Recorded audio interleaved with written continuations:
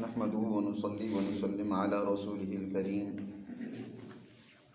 أما بعد أعوذ بالله من الشيطان الرجيم بسم الله الرحمن الرحيم فتقبلها ربها بقبول حسن وأنبتها نباتا حسنا وكفلها زكريا كلما دخل عليها زكريا المحراب وجد عندها رزقا قال يا مريم أنى لك هذا قالت هو من عند الله إن الله يرزق من يشاء بغير حساب هنالك دعا زكريا ربه قال رب هب لي من لدنك ذرية طيبة إنك سميع الدعاء فنادته الملائكة وهو قائم يصلي في المحراب أن الله يبشرك بيحيى مصدقا بكلمة من الله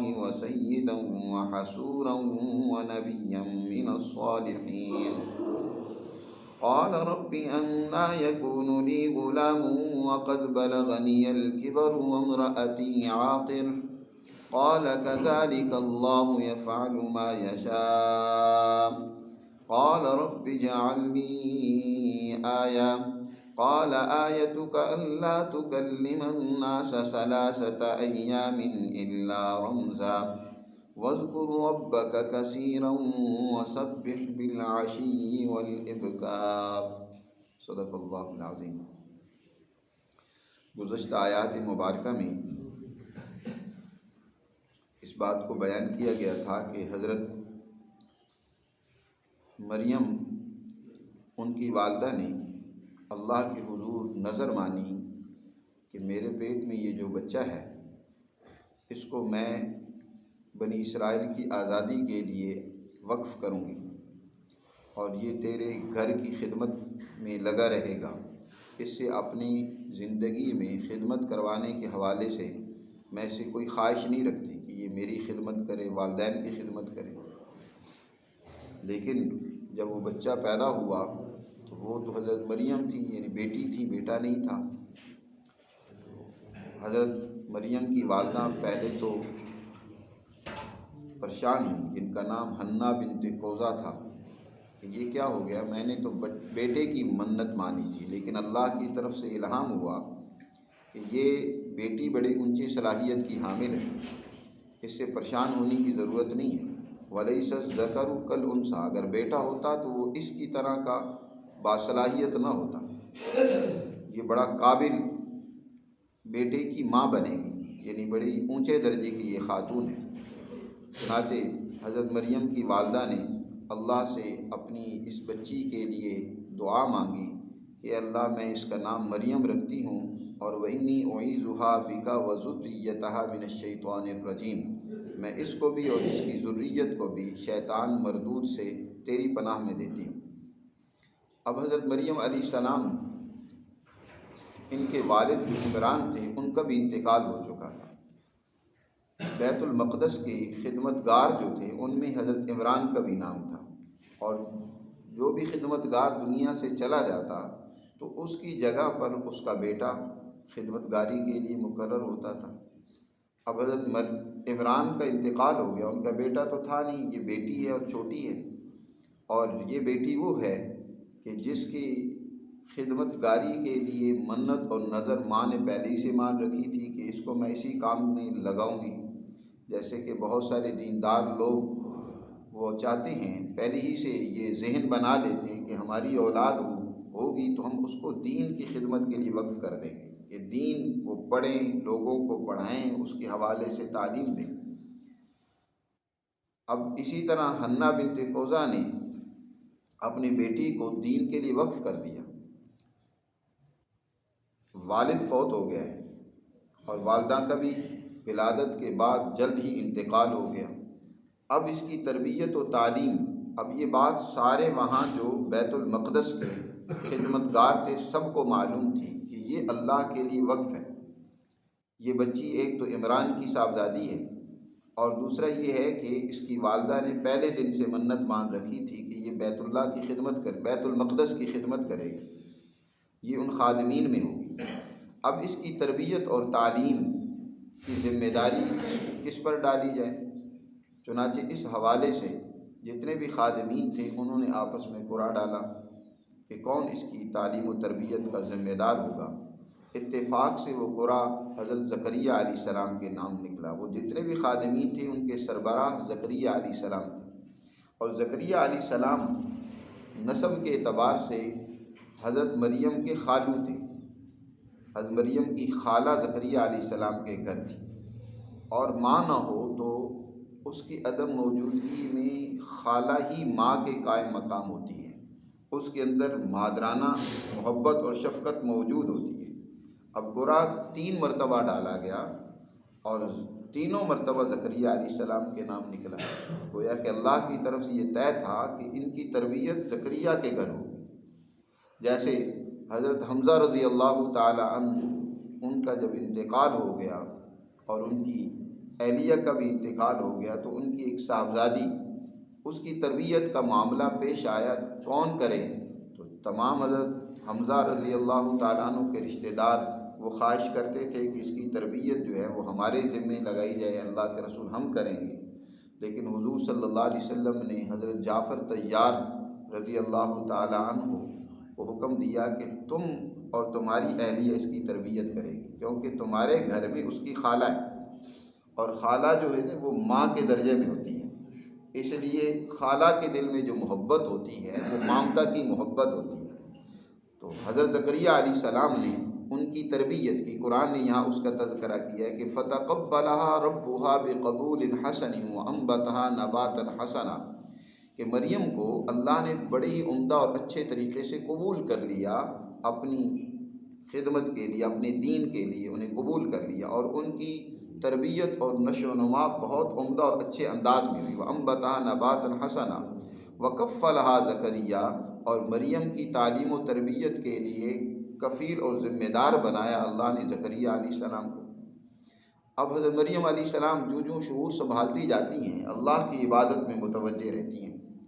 ان کے لیے بیت المقدس کے ساتھ ایک حجرہ تھا، وہ حجرہ ان کے لیے مقرر کر دیا گیا کہ تم اللہ کی عبادت میں یہاں لگی رہا کرو، دن بھر وہاں عبادت کرتی ہیں، رات اپنی خالہ کے پاس گزارتی ہیں۔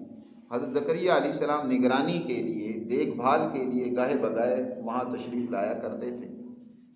ایک دفعہ ایسا ہوا کہ کلما دخل علیہا زکریا المحراب وجد عندہا رزقا، حضرت مریم علیہ السلام کے پاس جب وہ آئے، انہوں نے دروازہ کھولا تو دیکھا طرح طرح کے کھانے اور پھل موجود ہیں، اور وہ بھی موسم کے نہیں ہیں، بے موسمی ہیں۔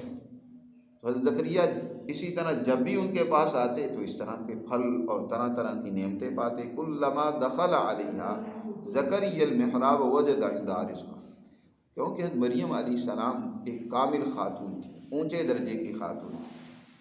جتنا اونچے درجے کا انسان ہوتا ہے اس کی دونوں قوتیں اونچے درجے کی اور مضبوط ہوتی ہیں۔ انسان میں 2 قوتیں اللہ نے رکھی ہیں، قوت ملکی اور قوت حیوانی۔ جس کی قوت حیوانی بھی اعلیٰ درجے کی ہو اور قوت ملکی بھی، یعنی جو روحانی قوت ہوتی ہے وہ بھی اونچے درجے کی ہو، ایسے لوگ کامل ہوتے ہیں، وہ اونچے درجے کے لوگ ہوتے ہیں۔ اگر کسی انسان کی قوت حیوانی انتہائی کمزور سی ہے اور قوت ملکی جو ہے وہ بہت اونچے درجے کی ہے، تو ایسے لوگ مجذوب ہوتے ہیں، ان کو دنیا کا کوئی پتہ نہیں ہوتا، وہ دنیا سے بالکل بے خبر ہوتے ہیں۔ انبیاء علیہ الصلاۃ والسلام جو ہوتے ہیں ان کی قوت حیوانیہ بھی اعلیٰ درجے کی ہوتی ہے، اس لیے کہا جاتا ہے کہ ایک پیغمبر میں 70 آدمیوں کی طاقت و قوت ہوتی ہے، ان کے اندر طاقت و قوت جو ہے وہ بھی اونچے درجے کی ہوتی ہے، اور اسی طرح ملکی قوت ان کی کامل درجے کی ہوتی ہی ہے، اونچے درجے کی ہوتی ہے۔ یہی حال حضرت مریم علیہ السلام کا تھا۔ اب قوت حیوانیہ کی طاقت اور مضبوطی کے لیے اعلیٰ درجے کی خوراک بھی چاہیے ہوتی ہے، جتنی اعلیٰ خوراک ہوگی اتنی قوت حیوانیہ مضبوط ہوتی ہے، جسم مضبوط ہوتا ہے، اس میں طاقت و قوت پیدا ہوتی ہے، اور اگر جسم کمزور سا ہو، نحیف سا ہو، تو اس میں حیوانی طاقت اس درجے کی نہیں ہوتی۔ تو اب حضرت مریم علیہ السلام کیونکہ کاملین میں سے ہیں، اونچے درجے کی خاتون ہیں، اللہ نے ان سے بڑا کام لینا ہے، آگے ایک ایسے بچے کی ولادت ہونی ہے جس نے بنی اسرائیل میں ایک بہت بڑا انقلاب پیدا کرنا ہے، اس لیے اللہ تعالیٰ نے وہاں ان کے لیے غیبی طریقے سے طرح طرح کے بہترین کھانوں کا انتظام کیا تاکہ ان کا جسم صحت مند رہے، تندرست رہے، نشو و نما صحیح طریقے سے پائے۔ چنانچہ اسی کا ذکر ہے کہ حضرت مریم علیہ السلام کے پاس زکریہ علیہ السلام بھی جب آتے ہیں تو دیکھتے ہیں کہ ان کے پاس کھانا تو لانے والا کوئی نہیں ہے، لیکن طرح طرح کا پھل موجود ہے، ہر طرح کی خوراک وہاں موجود ہے۔ کلما دخل علیہ زکریا المحراب وجد عندہا رزقا، حضرت زکریا نے پوچھا، قال یا مریم انا لکی ھذا، اے مریم یہ کہاں سے تمہارے پاس آیا، کون لے کر آیا، کدھر سے آیا؟ تو حضرت مریم علیہ السلام کا اللہ پر اعتماد بھی ہے، اللہ کی عبادت کرتی ہیں اور اللہ پر بھروسہ اور اعتماد بھی اونچا ہے۔ کہا ہوا من عند اللہ، یہ اللہ کی طرف سے، یہ اللہ بھیجتا ہے، مجھے نہیں معلوم کہاں سے آتے ہیں کدھر سے آتے ہیں، لیکن یہ اللہ کی طرف سے آتے ہیں۔ ہوا من عند اللہ ان اللہ یرزق من یشاء بغیر حساب، اور بے شک اللہ تعالیٰ جسے چاہتے ہیں بغیر حساب کے رزق دیتے ہیں، بغیر اندازے کے اللہ تعالیٰ رزق کی فراوانی کرتے ہیں۔ تو یہ اس مالک کی مہربانی ہے، جسے چاہتا ہے وہ رزق دیتا ہے۔ یاد رکھیں رزق کا بھی اللہ نے دنیا میں نظام ایسے ہی رکھا ہے۔ اللہ نے رزق قوموں میں اور خطوں میں بانٹ دیا ہے، ساری انسانیت کے لیے اللہ نے رزق تقسیم کر دیا ہے۔ قرآن میں اللہ تعالیٰ ارشاد فرماتے ہیں کہ دیکھو جس قدر بھی زمین میں اللہ نے وسائل پیدا کیے، یہ تم سب کے لیے اللہ نے پیدا کیے۔ اللہ تعالیٰ نے سورہ بقرہ میں پیچھے ارشاد فرمایا انی جاعل، کہ ہم اے انسانوں میں نے تمہیں زمین میں اپنا نائب اور خلیفہ بنایا ہے، اور تم سب کے لیے میں نے اس زمین کے اندر تمہارے لیے رزق پیدا کر دیا۔ خلق لکم ما فی الارض جمیعا، اللہ نے تم سب کے لیے زمین کے اندر رزق رکھ دیا۔ اب اس کی تقسیم در حقیقت ایک ہے اللہ کی طرف سے اپنی قدرت کا اظہار، کہ کسی اپنے بندے کے لیے بغیر کسی وسائل اور اسباب کے رزق پہنچا دینا، یہ اس کی قدرت ہے۔ وہ اپنی قدرت کا اظہار گاہے بگاہے کرتا رہتا ہے، جیسے مریم علیہ السلام کے سامنے ہوا ہے۔ لیکن دنیا میں اللہ ایک قانون کے تحت فیصلہ کرتا ہے، ایک نظام چلاتا ہے۔ ایسا نہیں پہلے جیسے بات ہو چکی ہے کہ لا قانونیت نہیں ہے کہ اللہ تعالیٰ اس کو تو بہت زیادہ رزق دے دے، اس کو بالکل کنگال کر دے، یہ بیچارہ روٹی سے ترستا رہے، اور یہ جو ہے اس کے کتے بھی ہیں عیاشیاں کرتے رہیں۔ ایسا نہیں ہے۔ اللہ تعالیٰ نے ارشاد فرمایا خلق لکم، میں نے تم سب کے لیے ما فی الارض، جو کچھ زمین میں ہے سب کے لیے پیدا کیا۔ یہ ایسے ہی ہے جیسے کہ مثال کے طور پر میں اگر 1000 روپیہ یہاں بیٹھنے والے لوگوں میں تقسیم کروں اور میں کہوں کہ یہ تم سب کا ہے، یہ 1000 روپیہ میں ایک صاحب کو پکڑاؤں کہ یہ لے لو اور یہ ان سب کا ہے، اس کا کیا مطلب ہے کہ وہ صاحب ایک کو تو 500 دے دے، اور ایک کو وہ 300 دے دے، اور ایک کو جو ہے وہ 100 دے دے، اور کسی کو دے ہی نہیں۔ کیا یہ مطلب ہے اس کا؟ اس کا مطلب یہ ہے کہ جب میں نے یہ کہا کہ یہ تم سب کا ہے تو اس کی ذمہ داری یہ ہے کہ وہ 1000 روپیہ برابری کے ساتھ تقسیم کرے، ہر ایک کو دے، اس کا رزق یعنی ہر ایک کو ملنا چاہیے۔ اب اسی طرح انسان اس زمین میں اللہ کا نائب ہے، خلیفہ ہے۔ اللہ نے آدم کی جب تخلیق کی یہ نہیں فرمایا کہ تم زمین میں حکمران ہو، اپنی مرضی کرتے رہو، بلکہ فرمایا خلیفۃ فی الارض، میرے نائب ہو، تم نے میرے قانون کو جاری کرنا ہے۔ نائب اور خلیفہ اس کو کہتے ہیں جو اصل کا کام کر رہا ہوتا ہے، جو اصل نے کام ذمہ لگایا ہوتا ہے۔ اسی لیے اسلام کے اندر حکمرانی کا تصور خلافت کا ہے، یعنی نیابت کا ہے، کہ یہ انسان جو حکمران بنتا ہے وہ در حقیقت اللہ کا نائب اور خلیفہ ہوتا ہے، اس بات کا ذمہ دار ہوتا ہے کہ اللہ کے پیدا کردہ وسائل وہ اس کے بندوں میں انصاف کے ساتھ تقسیم کرے۔ اب یہ ہمارے ملک میں رکھے ہوئے وسائل یہ سارے پاکستانیوں کے لیے ہیں، یہ ہر ایک کو وسائل ملنے چاہیے، ان تک پہنچنے چاہیے۔ اگر یہ ہو کہ ایک طبقہ تو عیاشیاں کرتا رہے، اس کے کتے بھی عیاشیاں کرتے رہیں، اور ایک کثیر طبقہ عوام بیچاری وہ روٹی سے محروم ہو، وہ اپنے بچوں کے علاج سے محروم ہو، وہ تعلیم سے محروم ہو، اور کہا جائے کہ ان اللہ یرزق من یشاء بغیر حساب، یہ تو اللہ کی تقسیم ہے کہ اللہ جسے چاہتا ہے بغیر حساب کے رزق دے دیتا ہے، یہ تو اللہ نے ایسا کیا ہے۔ اس میں ان حکمرانوں اب کہتے ہیں یہ تو اللہ کی قسمت ہے، پاکستان میں جو کچھ ہو رہا ہے یہ اللہ کی تقسیم ہے، ہم کیا کر سکتے ہیں؟ یہ اللہ کی تقسیم نہیں، یہ تمہارا ظلم ہے، یہ تمہاری بدماشی ہے، اپنی بدماشیوں کے اللہ کے اوپر تھوپتے ہو۔ اور یہ آیات اس طرح کی سمجھتے نہیں ہیں۔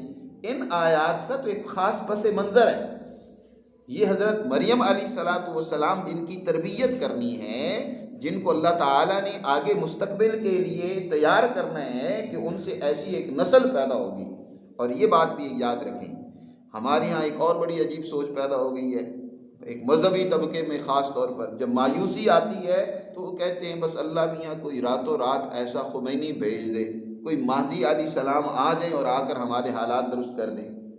یاد رکھو ایسا نہیں ہوتا۔ اللہ کا قانون یہ ہے کہ جس قدر بھی تم محنت کرو گے تو اس کے نتائج نکلیں گے، اور یہ ضروری نہیں ہے کہ نتائج تمہاری زندگی میں ہی نکلیں۔ تم صحیح اور درست محنت کرو گے تو آنے والی تمہاری نسلیں اس تمہاری محنت پر کام کر کے تبدیلی لائیں گے، انقلاب پیدا کریں گے۔ نبی کریم صلی اللہ علیہ وسلم طائف میں جاتے ہیں، آپ صلی اللہ علیہ وسلم کو اذیت اور تکلیف پہنچی طائف والوں سے، لیکن آپ صلی اللہ علیہ وسلم اللہ سے التجا کرتے ہیں کہ یا اللہ ان کو سزا نہیں ملنی چاہیے، یہ نہیں ان کی نسلیں جو ہیں میرے مشن کو آگے بڑھائیں گی۔ آپ ان کی نسل سے توقع رکھ رہے ہیں کہ ان کی نسلیں جو ہیں میرے دین کے غلبے کا کردار ادا کریں گی۔ حضرت مریم علیہ السلام کی تربیت ہو رہی ہے، لیکن کردار آگے کس نے ادا کرنا ہے؟ حضرت عیسیٰ علیہ السلام نے، جنہوں نے ابھی آنا ہے۔ مریم سے ان کی ولادت ہونی ہے، لیکن ماں کی ابھی تربیت کی جا رہی ہے اس بچے کے لیے جس بچے نے دنیا میں آ کر ایک انقلاب پیدا کرنا ہے۔ تو اس لیے یہ ایک تسلسل ہوتا ہے، تربیت کا عمل ہوتا ہے۔ ہم اگر اپنی بچوں کی تربیت کریں گے تو وہ بچے آ کر انقلاب پیدا کریں گے، وہ دنیا میں کردار ادا کریں گے، وہ اپنے ملک کو سنواریں گے۔ ہم چاہتے ہیں بس اچانک ہی کوئی حادثہ واقعہ اور رونما ہو اور دنیا میں انقلاب آ جائے، ہمارے ملک میں انقلاب آ جائے، ایسا نہیں ہوتا ہے۔ یہ ایک مسلسل تربیت کا عمل ہے، تعلیم کا عمل ہے۔ جیسے نبی کریم صلی اللہ علیہ وسلم نے اس وقت دنیا کی جو حالت تھی اس کو سدھارنے کے لیے، ایک انقلاب پیدا کرنے کے لیے کیا ہے؟ تربیت کی مسلسل 13 سال مکہ میں نوجوانوں کو جمع کیا اور ان کی تربیت کی، اور آپ صلی اللہ علیہ وسلم نے پھر ہجرت فرمائی، پھر ایک انقلاب عرب کے اندر صرف آپ کی زندگی میں آیا۔ آگے دنیا میں انقلاب تو آگے والی نسلیں لے کر آئیں، جن کے بارے میں آپ توقع رکھ رہے تھے کہ یہ طائف کے لوگ جو ہیں ان کی نسلیں وہ اس انقلاب کو پیدا کریں گی، دین کے غلبے کا کردار ادا کریں گی۔ اس لیے اللہ ان کو برباد نہیں کرنا، ان کی نسلوں میں ایسے لوگ پیدا ہوں گے، اور ہوئے جنہوں نے پھر دنیا میں دین اسلام کو پھیلایا اور غالب کیا۔ تو حضرت مریم علیہ الصلاۃ والسلام نے کہا کہ اللہ کی طرف سے میرے پاس عطا آئی ہے، وہ رزق بھیجتا ہے اور جس سے چاہتا ہے رزق دیتا ہے۔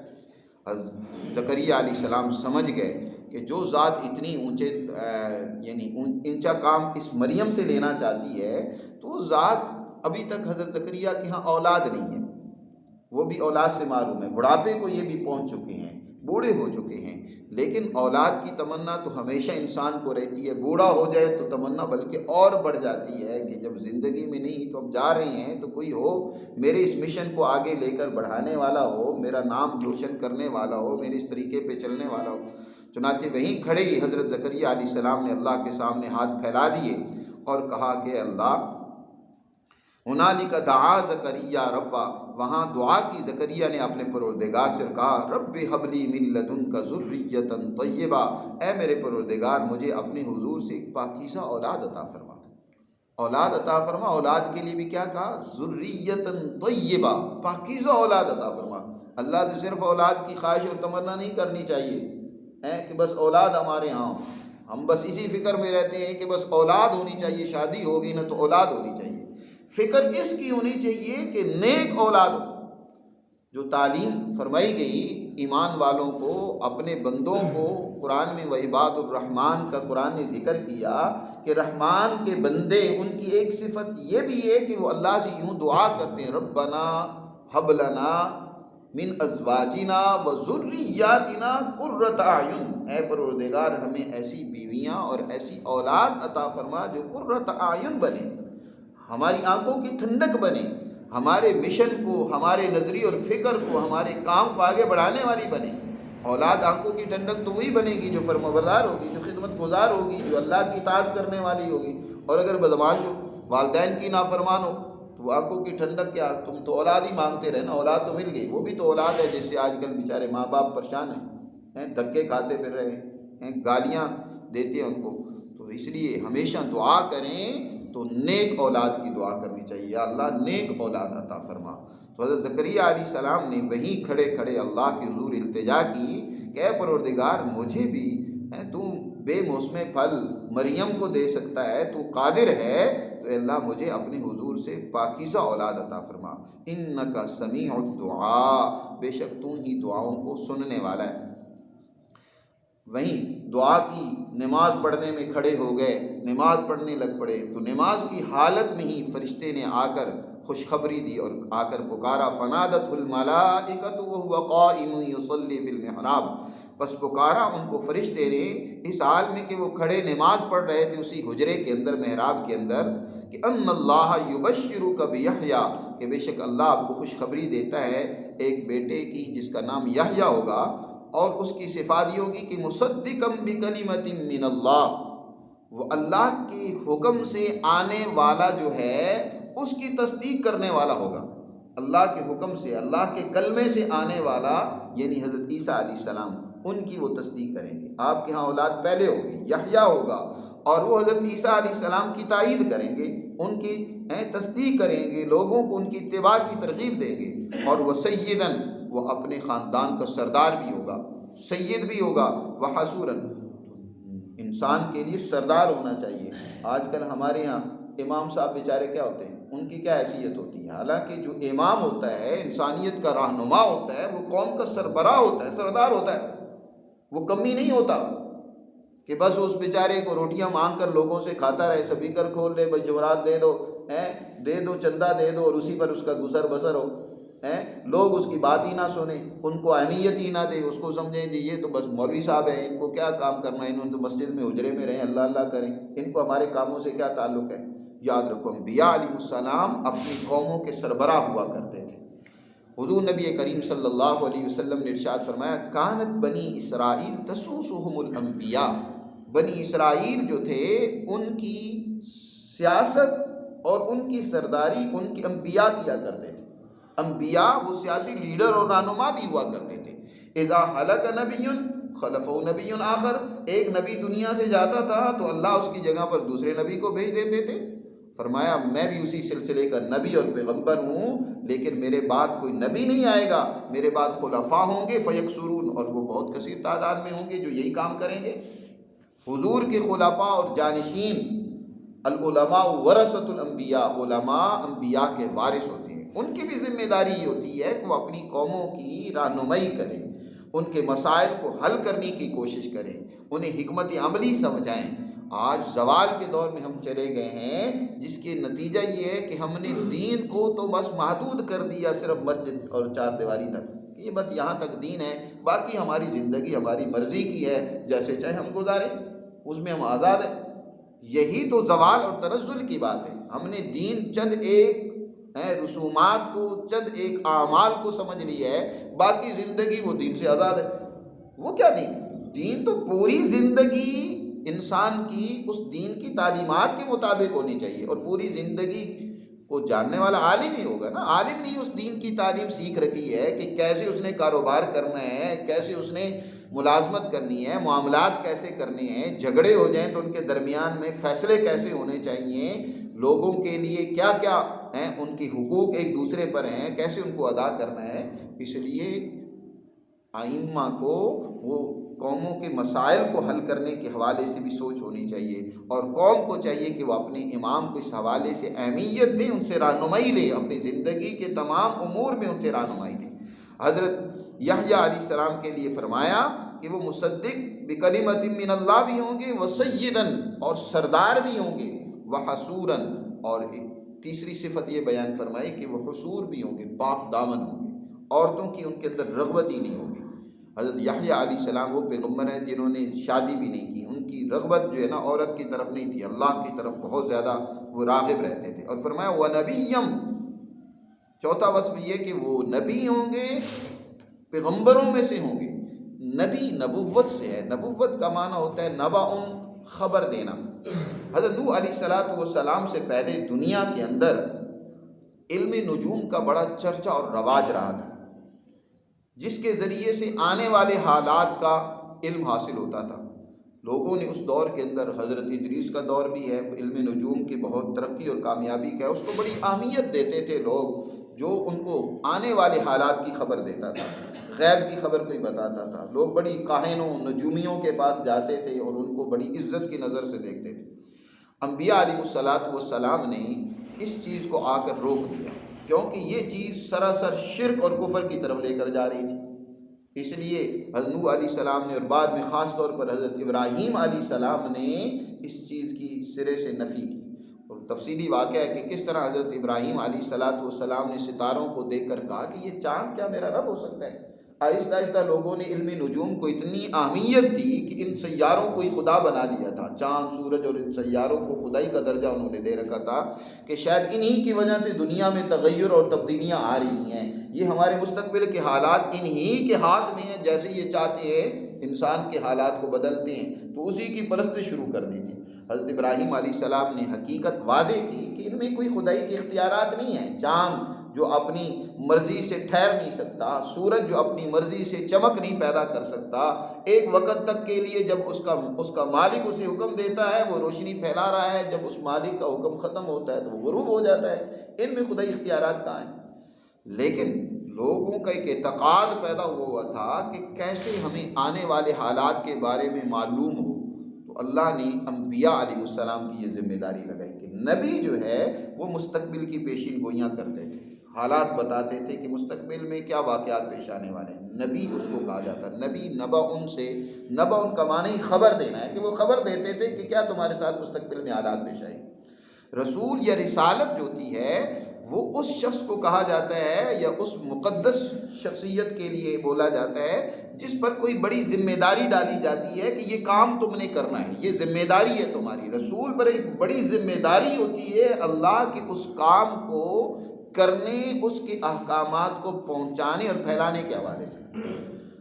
اسی لیے ہر نبی جو ہے وہ رسول نہیں ہوا کرتا تھا، لیکن ہر رسول وہ نبی ہوا کرتا تھا. نبوت کی اس میں خصوصیات ہوتی تھی. نبی کریم صلی اللہ علیہ وسلم رسول تھے، اعلیٰ درجے کے نبی تو تھے ہی، لیکن رسالت کی بھی ذمہ داری آپ صلی اللہ علیہ وسلم پر ڈالی گئی. بہت بڑی ذمہ داری ڈالی گئی کہ اب پوری انسانیت تک اللہ کا پیغام آپ نے پہنچانا ہے. اور آپ نے اپنی جماعت کے ذریعے سے، تربیت یافتہ صحابہ کے ذریعے سے اللہ کا پیغام انسانیت تک پہنچایا، ساری انسانیت تک. اور جب انبیاء اور رسولوں کا سلسلہ ختم ہو گیا تو لوگوں کا یہ تو سلسلہ ذہن تو رہتا ہی ہمیشہ کہ ہمیں مستقبل کے حالات معلوم ہوں. تو پھر اللہ نے یہ حالات انبیاء کے جو جانشین اور ورثاء ہوتے ہیں، اولیاء اللہ، ان کے ذمہ لگا دیا. وہ جب آنے والے حالات کی کوئی پیشین گوئی کرتے ہیں تو اس کو در حقیقت کرامت کہا جاتا ہے. اسی طرح اولیاء اللہ سے اس طرح کے بے شمار کرامتیں ظاہر ہوتی ہیں، بشرطے کہ واقعی ولی ہو. کوئی ایسا بیٹھا ہوا مجنون اور پاگل سا آدمی ولی بن کر بیٹھا ہوا نہ ہو. ولایت کے لیے بھی اصول اور شرطیں ہیں. ولی جو ہوتا ہے وہ کامل شریعت کا پابند ہوتا ہے. وہ بھی بعض اوقات آنے والے حالات کی کوئی خبر دیتا ہے، اس کو کرامت سے تعبیر کیا جاتا ہے. تو بہرکیف حضرت یحییٰ علیہ السلام کے بارے میں کہا کہ وہ نبیًا، وہ نبی بھی ہوں گے، اور پانچویں صفت یہ بیان کی کہ من الصالحین، صالحین میں سے ہوں گے، اونچے لوگوں میں سے ہوں گے. حضرت زکریا علیہ السلام کو بیٹے کی خوشخبری دی گئی، اور بیٹا بھی کیا ہے، اونچے درجے کا اعلیٰ صفات کا حامل ہوگا. تو حضرت زکریا علیہ السلام نے اب اپنی طرف دیکھا، یا اللہ یہ تو ٹھیک ہے، لیکن میرے اندر بظاہر اس کی کوئی طاقت نہیں ہے کہ اب میں بیٹا پیدا کرنے کے قابل رہا نہیں. میں تو بوڑھا ہو گیا ہوں، میری تو ہڈیوں کا گودا بھی خشک ہو چکا ہے، اور نہ میری یہ حالت ہے، میرا ہی یہ حال نہیں ہے صرف، بلکہ میری جو اہلیہ ہے، بیوی ہے جس سے بچہ ہونا ہے، اس کا حال بھی یہ کہ وہ بانجھ ہو چکی ہے، اس سے جو ہے مینسس کا سلسلہ بند ہو چکا ہے، اب وہ بوڑھی ہو چکی ہے. تو کہاں سے، کس طریقے سے اولاد ہوگی؟ قال رب انا یکون لی، کہا حضرت زکریا نے، میرے پروردگار کیسے ہوگی میرے لیے اولاد میرا لڑکا کہاں سے ہوگا، وقد بلغنی الکبر، اور تاکہ مجھ پر بڑھاپا طاری ہو چکا ہے، وامرأتی عاقر، اور میری بیوی بھی بانجھ ہو چکی ہے۔ اللہ نے ارشاد فرمایا قال کذالک اللہ یفعل ما یشاء، اسی طرح ہوگا، اللہ کرتا ہے جو چاہتا ہے، اللہ کے لیے کیا مشکل ہے، آپ کے یہاں اولاد ہوگی۔ یہ بات بھی سمجھا دی کہ حضرت عیسیٰ علیہ السلام کی ولادت اگر بغیر باپ کی ہوئی ہے تو یہ کون سی بعید بات ہے، اللہ نے تو بڑھاپے میں زکریا کو بھی بیٹا دے دیا ہے۔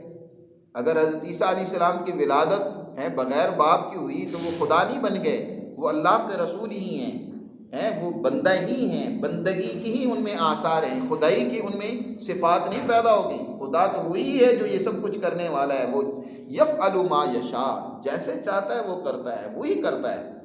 اور یہ مریم کا واقعہ بھی اس لیے بیان کیا کہ یہ واضح ہو جائے کہ حضرت عیسیٰ علیہ السلام، ان کی والدہ تو اس طریقے سے ان کے اندر ان کی تربیت ہوئی، ان کی نشو و نما ہوئی، ان کی ماں اس طریقے سے جوان ہوئی، تو کیسے وہ خدا بن گئی، ان کی ماں خدا بن گئی۔ جو اللہ جن کو رزق دے رہا ہے وہ اللہ کی جو بندگی کر رہی ہیں، اللہ سے التجا کر رہی ہیں، اس کی حضور گر گڑا رہی ہیں، تو وہ تو بندی ہیں، اللہ کی بندی ہیں، اللہ کو ماننے والی ہیں، تم نے ان کو خدائی کا درجہ دے دیا۔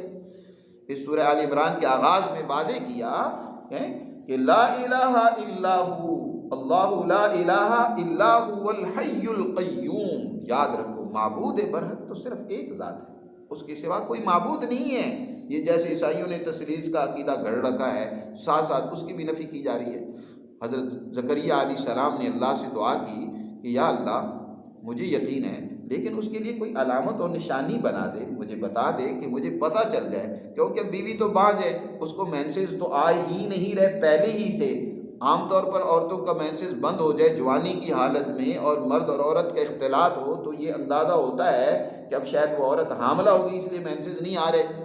چلو آج تو دور ٹیسٹ وغیرہ کا آ گیا ہے کہ آپ ٹیسٹ کر کے پتہ چلا لیتے ہیں، اس وقت تو یہ نہیں ٹیسٹ کوئی اس طرح کے تھے۔